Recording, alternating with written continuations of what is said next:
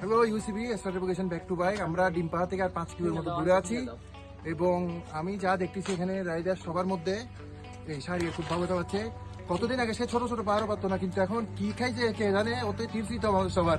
এটাই ইউসিবি রং রাইডের জন্য খুবই ভালো। যে ছাগলগুলো আমাদের নিয়ে কথা বলেন ওদের জন্য এটা জমাই দেওয়া হবে। Thank you. হ্যালো বাংলাদেশ, আসসালামু আলাইকুম। আমরা বৃহস্পতিবার রাতে বাইরে এসেছিলাম ডিম পাহাড়ের উদ্দেশ্যে।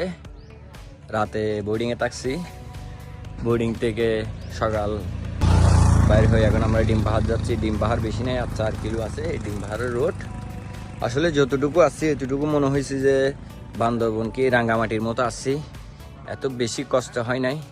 এখন যেটা 4 কিলো আছে, এখন 4 কিলো ওভারটেক করলে বোঝা যাবে যে কতটুকু কষ্ট হয় এবং কি না হয়। তারপর ডিম পাহাড় এবং কি কি কি কত প্রকার, তারপরে বোঝা যাবে।